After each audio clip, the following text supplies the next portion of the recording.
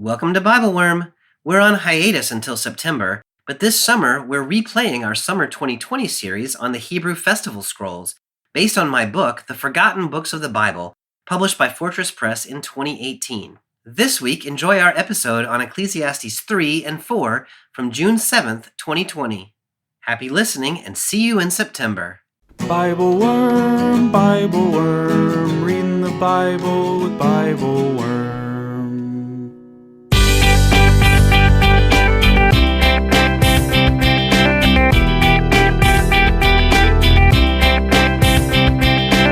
Welcome to BibleWorm.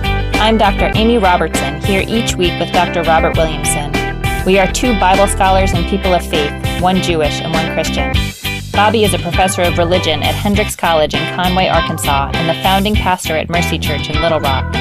I am the executive director at Congregation Beit Haverim in Atlanta. Together we are BibleWorm, getting to the core of the biblical text.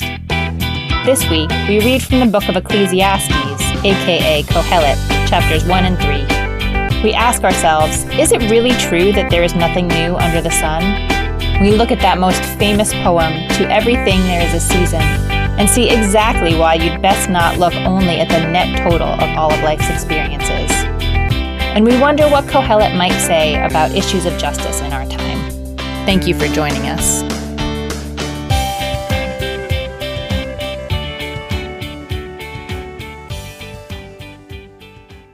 Hello, Bobby. How are you today? Hey, Amy, I'm doing really well. How are you? I'm doing okay. It seems like we just keep doing this over and over again. There's nothing new under the sun, The Bobby. relentless return of the podcast, I think is what it's called. The cyclical nature of the universe is what it's called. Yes, indeed.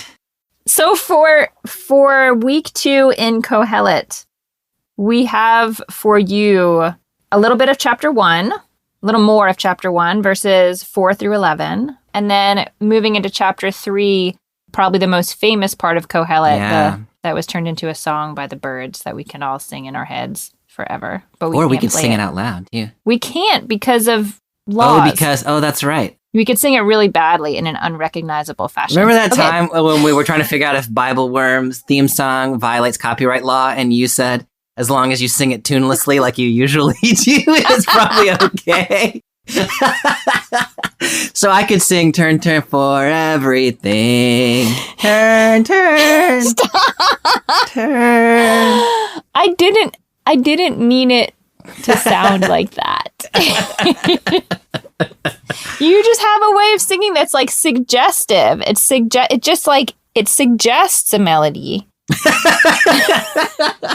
Yeah, that was beautiful. I love it.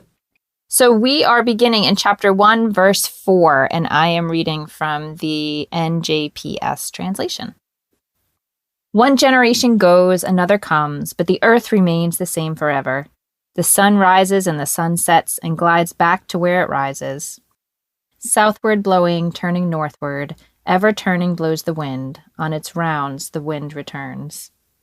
All streams flow into the sea, yet the sea is never full. To the place from which they flow, the streams flow back again.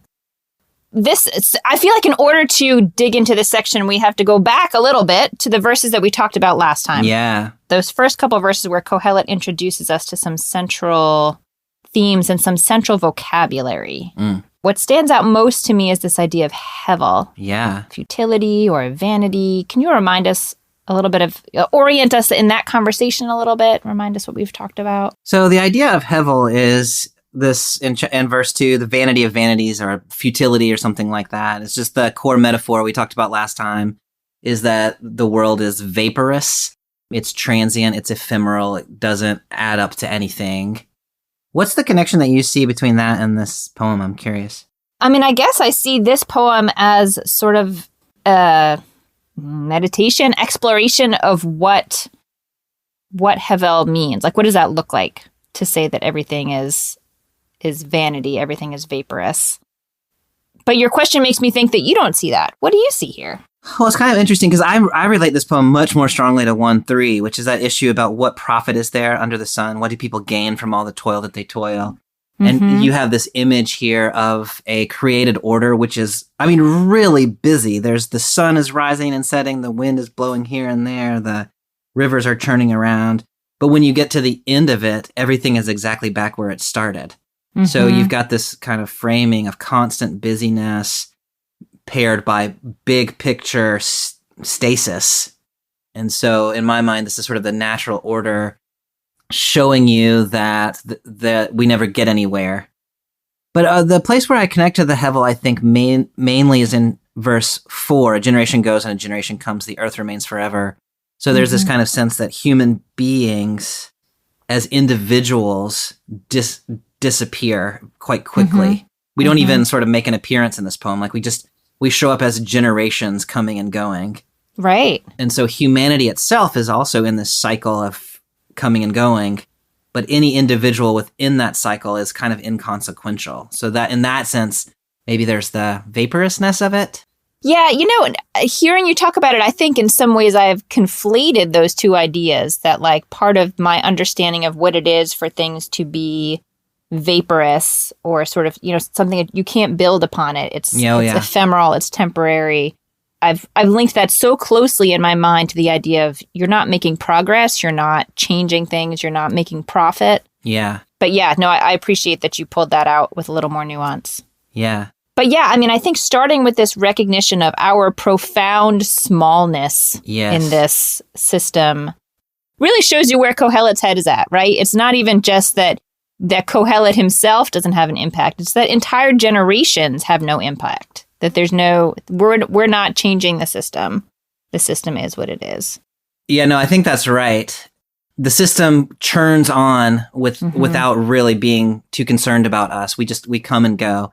I think that's right. Yeah, and even so we're really small, and our humanity in general is a really small part of this, but even the huge, steady, permanent feeling natural world also has no legacy to leave because it just continues on in the same way. Like it's not progressing. In the NRSV, I forget what it was in the JPS, in verse 5, the sun rises and the sun goes down and hurries to the place where it rises.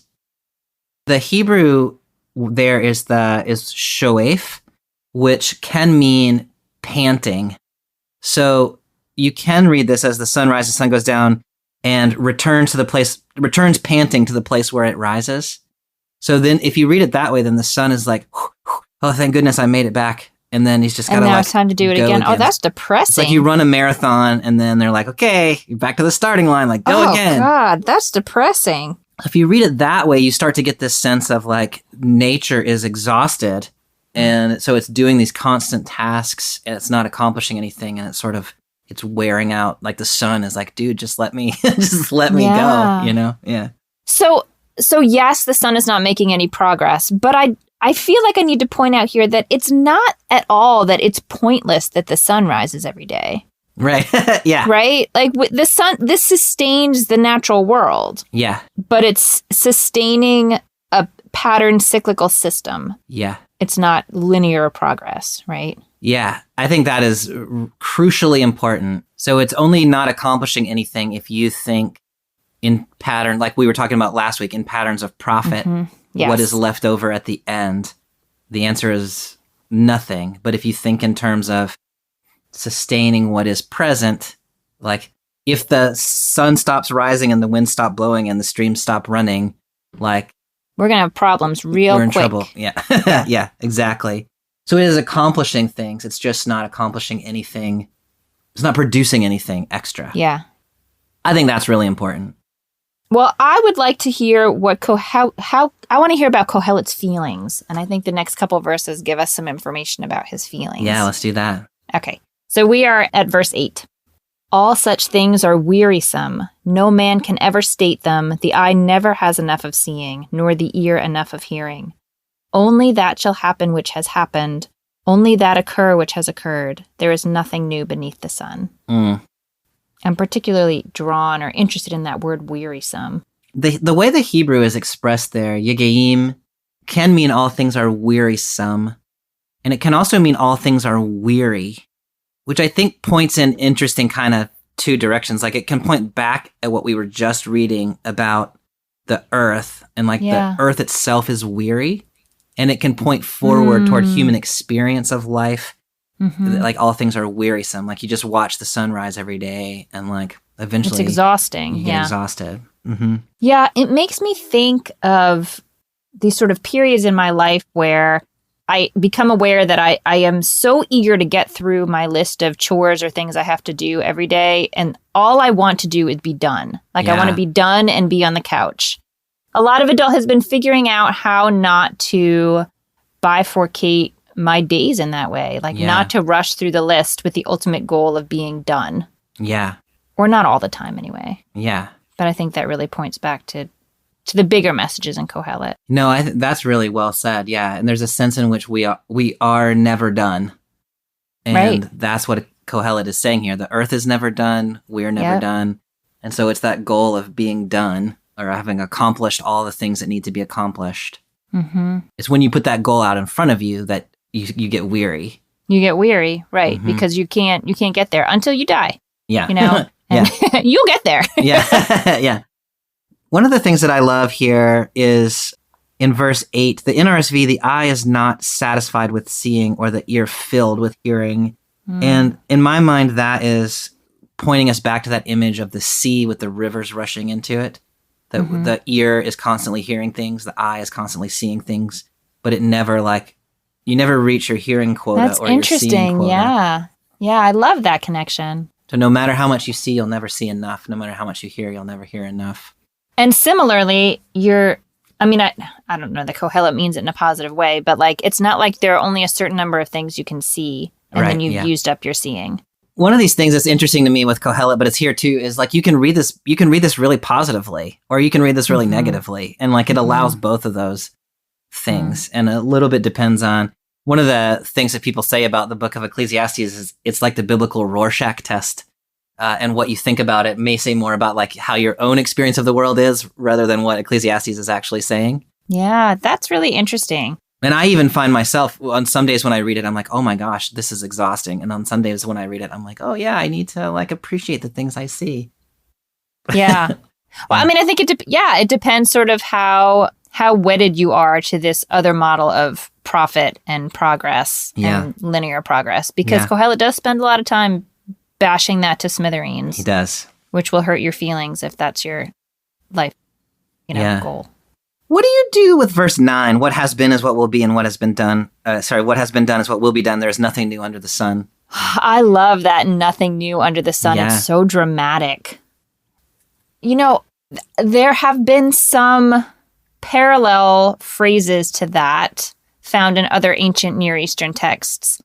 And I wonder if Qohelet knew this phrase from those other texts, like if it was sort of part of the pop culture, not his religious life per se, not part of his religious texts, but part of just the world he was in.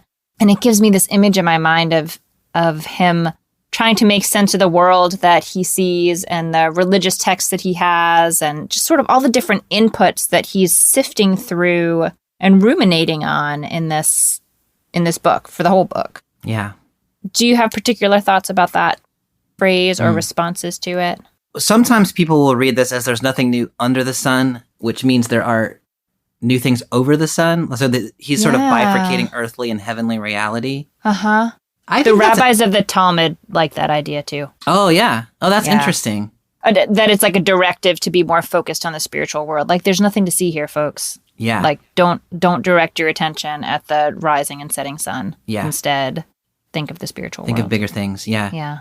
I think that's a really interesting and rich religious reading of the text. And I've heard something similar among Christian interpreters.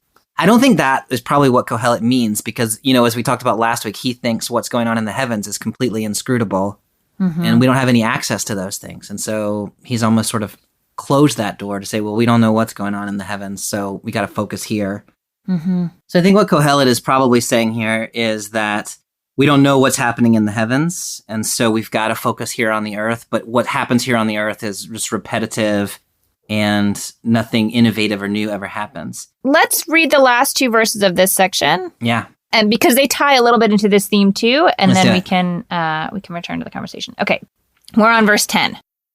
Sometimes there is a phenomenon of which they say, look, this one is new. It occurred long since in ages that went by before us. The early ones are not remembered. so too those that will occur later will no longer be remembered than those that will occur at the very end. So is it really true that there's nothing new under the sun? I mean, yeah, so I struggle with this one because I do think that there is something about, like there are all kinds of new things that happen, right? So we're recording a podcast and there weren't podcasts 10 years ago. We're talking to each other on the internet and there wasn't an internet until Al Gore invented it. Stop it. And so it seems like there are new things. Qohelet is saying, these things that you think are new have already been done before us. And so I struggle a little bit with what he means there.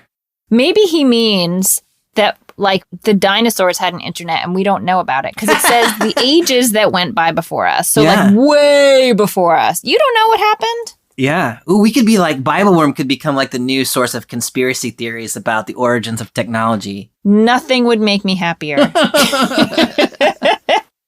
No, but I mean, yeah, if you look at like the broad strokes of nature and human experience and whatever, yes, in the broad strokes, people like to discuss and debate. People like to make music. People like to, yeah. But the specific ways in which that happens, certainly the technologies do evolve. Maybe Qohelet just doesn't know that. So one of the ways I talk about this with my students is to think about like how excited the guy who invented the 8-track recorder must have been to invent the 8-track. And then, 10 years later, somebody comes along and invents the cassette. And then 10 years after that, somebody invents the CD and then the MP3 and on we go. So these things that seem like, holy crap, like we did something new, really is just like another version of something somebody did before. Maybe it's a little better. Maybe it's a little smaller. Maybe it's a little faster. But it's basically the same thing. And the thing that you just did that you think is so amazing, someone else is going to come along and do it better 10 years from now. And so there's no actual, like, there's no lasting significance to anything that we do. That's the closest I come to really understanding maybe what he's after. I don't think Qohelet's thinking about it with that fine of a point on it, Like, I think he's saying the kinds of things that change don't matter. Yeah. I don't know. I'm not satisfied with that either, though. Well, no one's ever sasatisfied with anything, Amy. That's the whole point. Yeah, but what you were saying about maybe it's progress, and the whole idea that progress is an illusion, and you hear that sort of said a little tritely sometimes, but there really is something to that when you think about like, when you look around what's happening in our world today, or just more kind of technologically sophisticated versions of exactly the same problems that were happening 100 years ago and 1,000 years ago and in biblical times. And so so this idea that maybe we have progressed technologically, but that technology hasn't really gotten us anywhere. We're still stuck in the same cycle. I mean, I love that connection, and I'm picturing all those pictures of elderly folks protesting that are holding up signs that saying like, I can't believe I'm still protesting this. Yeah. Like there was a sense that progress had been made such a short time ago, and not so much. Yeah. Yeah. In verse 11, the problem that he points out is the frailty of human memory. This gets us back into a conversation that we were having a little bit last week about, like people's memories are too frail, or that society's memory is too frail to preserve anything that has been done. So this idea that we're doing something new and different is simply that we don't know our history. We can't remember what happened. And so we think that we're doing something new and innovative when in fact we're just repeating what's happened in the past. Yeah, and I think it really does underscore that idea of personal legacy. You're not leaving one. Yeah. So if you go back and say what gain is there, then any gains you actually think you made are illusions because it's already happened previous to you. Yeah. Reading this little section in particular, it raises the question to me of why does something need to be new? Like, especially if something's new to me, like I don't know what happened in ages of old. Isn't that sufficiently exciting? Like, why does it have to be cosmically new? And I mean, I think you could read Ecclesiastes. That's a great question. I think you could read Ecclesiastes as actually critiquing the kind of fascination with newness. Yeah. As saying like, we get all excited about new things, but they aren't really new. So like we need to find some other way of gauging value. I think our culture's fascination with innovation for the sake of innovation is really frustrating, but we can talk about that later. Yeah. I'm turning the page in my Tanakh. Turn that page. For every page. Bobby, I think I hurt your feelings. There is a turn. I didn't mean to. Oh. Okay, chapter 3, verse 1. A season is set for everything, a time for every experience under heaven. A time for being born and a time for dying, a time for planting and a time for uprooting the planted, a time for slaying and a time for healing, a time for tearing down and a time for building up, a time for weeping and a time for laughing, a time for wailing and a time for dancing, a time for throwing stones and a time for gathering stones, a time for embracing and a time for shunning embraces, a time for seeking and a time for losing, a time for keeping and a time for discarding, a time for ripping and a time for sewing, a time for silence and a time for speaking, a time for loving and a time for hating, a time for war and a time for peace. Yeah. There's a lot of examples. That's a lot of examples. Yeah. So how do we start to look at this poem other than to say, like, that's a lot of examples, Qohelet? Yeah, I mean, it's worth noting that it's 14 examples, which is 7 times 2, which I think is significant. So, like, the 7 times 2, and so it's the completeness like of the number. Like 7 as a sense of wholeness, Yeah. So it's a lot, but I think it's intentionally a lot. And then moving back and forth in these pairs that are, I mean, one can read them as sort of basically as opposites: birth, death, killing, healing, mourning, dancing. And it's a fascinating way of thinking about what life is like. And in verse 1, for everything there is a season and a time for every matter under heaven. And so there's a sense in which, you know, all of these experiences are proper to human existence. Like they belong in a human life. In that first verse, the NJPS is a season is set for everything, and yours is, you know, there is a season for everything. Yeah. Does that sound to you like it's sort of the schedule has been set for it? You're like, is there a sense of predetermined times in your reading of that? So I would read that a little bit in light of our conversation last week about predeterminism. Yeah. Yes. And kind of the way that I read it, is that we don't have control over what season we're in. And whether we think of that as like from long ago before the world was created, these seasons were determined for us, or whether we think of that as given what has happened in our life last week, here's the season we are now in, and you can't not be in that season. Like I tend toward the second one of those. Like, life happens to us, and it happens, and we can't make it not happen. And so the seasons come to us. We don't pick the season. Which in some way sort of obviates the question of, like, is it preset before we even start our life journey, or does God decide along the way? If you know, that's one of those questions Qohelet doesn't really want us to ask. Yeah, we can't know the answer to that question, I think, is what Qohelet would say. Yeah. So some people will read this as like justification for, like, well, Ecclesiastes says there's a time for war, and so let's go attack somebody. Yeah. And I don't think Ecclesiastes means for this to be justifying you can do whatever you want because there's a season for everything. I think this is observational to say these are the seasons that people pass through in a lifetime. If you imagine a life, like, people will see all of these things. It's not like commending them to you. Yeah. Yeah. Like, this is like the full continuum of experiences that happen to human beings on Earth. Yeah. Do you find this comforting?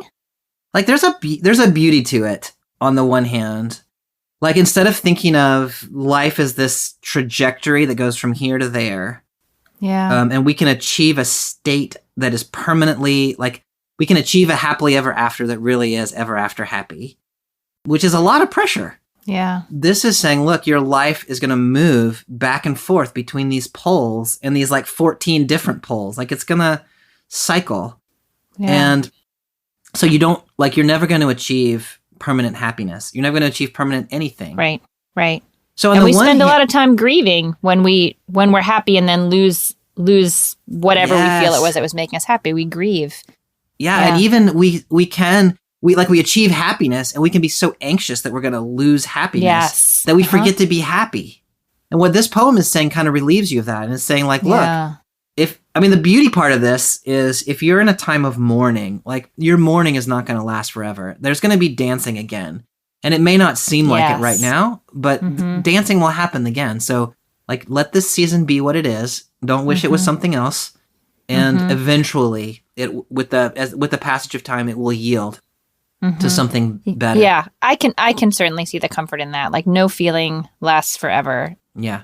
The good ones or the bad ones. Yeah, so that's the part that's a little harder to get your head around. Is the opposite of that is also true. If you're Yeah, dancing yeah, right now, yeah. you're like, don't get too attached to dancing because you're going to be mourning again before you know Yeah. it. Hopefully, if you're really happy and dancing, you're not reading this text. Yeah. But that's his point, and it comes back to what we were talking about last week, you cannot spend so much time worrying that the dancing time is going to end that you forget to dance. Like, when it's time to dance, you should dance. And when it's time to mourn, you should mourn. And both of those seasons are appropriate to human life. You're going to experience them both. So let it be what it is. Like, in my mind, I don't know if it's comforting exactly, but it's realistic. Yeah. In a way that relieves some pressure.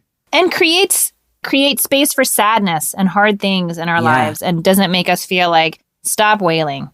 Yeah. No, there's a time for wailing. Like, there's space for all of that. I remember years ago, I was having a tough time with some stuff, and there was someone who was close to me who was suffering a great deal and had a lot of support, but it just seemed really hard and sad, and we all worried a lot. And I was talking to a wise friend of mine who said, nothing bad is happening here. Yeah. Meaning, I think precisely what Qohelet is saying. Like, there is someone who is suffering. Yeah. It's not that you want someone to be suffering. Of course you don't. But someone is suffering, and they're being supported by the community. And that is a thing that happened. Like, it's not... I don't know how to articulate how powerful it was to me in that moment to hear, like, this is part of the normal course of events. Like, the world is not ending. This is part of the human experience, and you're not outside the human experience. You are within the human experience having a hard time. That's really lovely. Okay, so now we are up to verse 9, chapter 3, verse 9. Mm-hmm. What value, then, can the man of affairs get from what he earns? I have observed the business that God gave man to be concerned with. He brings everything to pass precisely at its time. He also puts eternity in their mind, but without man ever guessing from first to last all the things that God brings to pass. I love this reference in verse 9 to a man of affairs. What value can the man of affairs get? Like, I picture this little biblical businessman with his little briefcase. His little business suit made of goat hair or whatever they made business suits from. Wearing some kind of a hat. Yeah, probably a hat, some kind of spectacles. Anyway, yes. In verse 9, when it says what value, that's yitron, right? Is that yitron? Yeah, that's exactly right. And so we were talking about last week, that just means like, if you think about your life as a sort of like as a fiscal year, and you think like, over the course of my life, like, what have I produced that lasts beyond me? Or like, what have I put out into the world that's greater than what I've taken in? Mm-hmm. And throughout the book so far, he's been saying, well, everything is hevel, so everything is nothing. So there is no profit, is his kind of thing. Like, nothing you do makes any profit for you. And so he's applying that here. I mean, it's just such an interesting place for him to ask that question. It's a fascinating place. I mean, if we read the poem back with this verse, I start to see, which I didn't see before, but the sort of lack of control that humans have and the paired opposites. Yes. Right? In the poem, at least metaphorically, they kind of cancel each other out. Yeah. So it's not just, it is the range of human experience, but it's also the sum total of that experience is bupkis. Yeah, and so one of the ways that I suggested last week of sort of reframing the question, what profit is there, is what has my life added up to? And that question of adding up gets exactly what you're saying, is if you add this poem together, it adds up to 0. If it's true that it adds up to bupkis, like, then what? So what then? So then you have to shift the question. Yeah. Like, I think that's Qohelet's whole message, that we can't There is no linear progress. You are not going to make a net profit. Yeah. But that's not the point. You know, I used to call my kid, my son, little Qohelet. And I think actually a lot of kids are really Qohelet-y. But at the time, at least, I think I associated it with him playing video games, that he kept asking, like, but what's the point of life? Like, what's the end game? Yeah. Like, he was really asking sort of the Qohelet question, and he was remarkably unsatisfied with my answers. Yeah. But that's the conversation that I see here. Like, if this were a game, if this were a business model, if this were, I don't know, anything that moves in a linear way that you can win or lose, or you can amass points, or you can, well, I mean, not if it were. It's not. Qohelet's saying it's not. Because like that stuff in 1 through 8 is really rich and beautiful, right? Birth and death and dancing and right. Is that really nothing? Right. Laughing. Is it really nothing? It's not nothing. Of course it's not nothing. Yeah, it's only nothing if you ask the question, what did it add up to? Right. It's only nothing when you try to add it up. Otherwise, it's this like rich, like, oh my gosh, like what an amazing experience human life is, where we all of these things happen to us. We go through all of these times. Yeah. And this is one of the tapestry of our lives that we can, we get to spend our lives like just experiencing what this is all about. Mm-hmm. And then his question is saying, this is a stupid question. Like the problem is when we ask, what does it add up to, or what gain is there? We erase the beauty of human existence. Yes. That's where I love that interpretation. I love the way you've articulated that.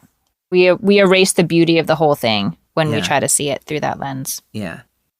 Can you talk to me about God putting eternity in our minds? So, I mean, I think what's happening here is human beings have a finite capacity for experience, but we are aware that there is history that stretches in both directions well past us. Mm-hmm. And we are sort of wired to try to figure out how it all fits together and what our role in it is. It's kind of cruel. Like, why would you wire people that way if they can't understand it? Yeah, I mean, one of the things that I have said from time to time is like these things, when we ask the question, why would God do that? I always want to spin that around and say, why would a human author say that God did that? Yeah, that's a better question. What I think Qohelet is doing is saying, this is a reality of the human experience, that we are self-conscious beings who are capable of thinking before and after ourselves. And that's a weird thing to be. Like, to be a finite creature who knows you're finite. Yes. This is part of the struggle of human life. Like presumably squirrels and wildebeests, right, don't think about those things. They don't ponder. Right. They're not thinking about their legacy. Yeah. So in that sense, human beings, in the sense that we're mortal beings, we're like squirrels. But in the sense that we can think of ourselves in the big picture, we're like self-conscious squirrels, which is a weird thing to be. Yeah. It's a one way of thinking about, Qohelet saying like, how do we deal with this as human beings? Well, God put this in. It's part of our nature. God put it there. And it is a busyness that can occupy us. And I think what he's saying is, but try not to let it occupy you. Try not to dwell on the fact that you are a mortal being who can think about what's going to happen after you and what happened before you. Right. Like we have this obstacle, like that we're aware of, that we are wired to want to think about these questions. And, maybe that helps us appreciate that we're a small piece of a much bigger system. Yeah. But for Qohelet's purposes, it's an obstacle. Yeah. But if we can understand it, then I don't know, maybe we can move past it. Yeah. I think we have arrived at our concluding moments where we try to pull some lessons for today from this text. But what are you thinking, Bobby? What would you want to pull out? Like, I'm really drawn to this thinking of life in seasons from chapter 3. And I have a really strong compulsion to always be asking what my life is adding up to, and like how is what I'm doing now, how does it build on or improve on what I did before, and so this poem really challenges me, and the poem and the question that follows, what gain is there, to think to do this reframing that you're talking about, and to think about life as moving in these seasons that are to be experienced, but not necessarily to be added together. Mm-hmm. I also worry about Ecclesiastes a little bit because his attitude is life kind of happens to you and there's not that much you can do about it. Mm-hmm. So just let it be what it is. And sometimes I think that's really good advice. Like there are certain things that we need to let be what they are and like not try to make them something other than what they are. But, you know, we're recording this kind of in the middle of the George Floyd events all around, the protests and the police brutality and the suppression of those by the military, and where we sure need to be trying to change things. Exactly. You know? Yeah. So one can read Ecclesiastes as sort of saying there's a time of oppression, and so, you know, oppression will eventually That's yield. today, so don't worry about it. Yeah. Yeah. Oppression will eventually yield to something else. So just like experience the oppression, right? Yeah. And so, I mean, I think, and you know, we talked a little bit about how the author, or at least a speaking voice, Qohelet, seems to be one of some privilege, and I think his privilege shows it through pretty strongly in that attitude. The Ecclesiastes is not a good book for thinking about how do we generate justice in an unjust world. It's good. It's really good at other things. So one of the things that I say it about a lot of biblical texts, but Ecclesiastes in particular, I'm glad it's in my Bible. And I'm glad it's not the only thing that's in my Bible. You know, I think that's such an important point, to not try to force sections of our canon to be everything. You know, Qohelet engages some important questions in really important ways and doesn't engage other important questions. Yeah. And he doesn't think at all about justice. No. I'm trying to think, how would you apply his sort of philosophy to the idea of justice? Where I come out is like justice is not something that you achieve that then remains achieved. It is a thing that wants to cycle back to injustice. And so there is a constancy to fighting for justice. No, I mean, I think that's true. And I think that goes back to, you know, the people holding up signs of protest. Like, why am I still doing this? Because the work is ongoing and every day. Yeah. And one of the fallacies of kind of liberalism is that we're going to be able to achieve some kind of wonderful status. We're going to get somewhere. Yeah. And then we don't have to do the work anymore. Yeah. And so to say, well, the work is always trying to undo itself, or somebody's always trying to undo the work. And so you have to keep pressing on it. So then you're able to take Ecclesiastes' idea that the world doesn't remain constant. But instead of saying, so let it happen, you're saying, so like, there are some things that are worth fighting for. And justice is one of those.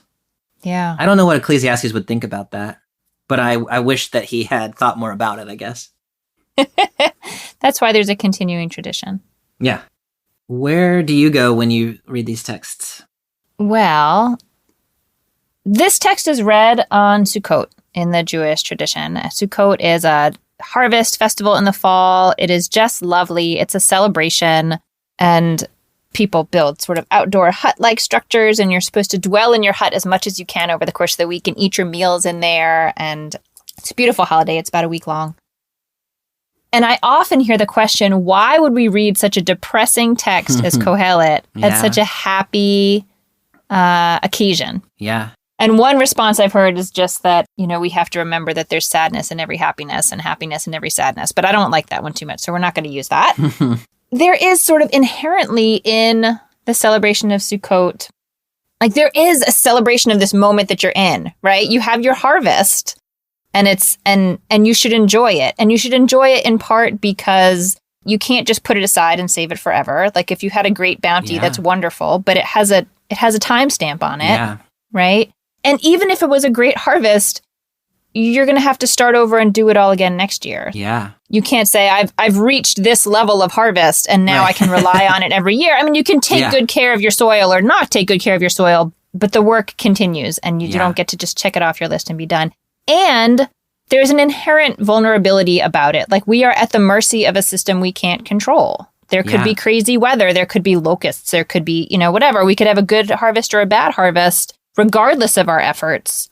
And so I actually think Qohelet's a great text to read, but you do have to get past our sort of initial sadness we may have that Qohelet is smashing our illusions that we are making progress and checking things off the list. There is no list, and you're not checking anything off. Yeah. I love Qohelet. Me too. I do. He was my constant companion for about a year when I was working on my dissertation. And it made me a little bit weird after a while, but... That's okay. That's But it's how a we good love you, text. Bobby. But you're not weird in a totally unique way because there's nothing new under the sun. Oh, yeah, no. But There's been someone weird like this before. Oh, people much weirder than me. Yeah, for sure. Well, next week we move on into Lamentations. Yeah, Echa, is that right? that is right. And that is feeling so, it's feeling so relevant to me to to talk about elevating the human experience of being able to raise our voice and lament at this moment. So I look forward to that conversation. I'm looking forward to it too. All right. Alrighty, I'll talk to you next time. then. Bye. Thank you for joining us for another episode of BibleWorm. I hope you'll join us next week as we wade into the challenging but very important book of Lamentations. See you then.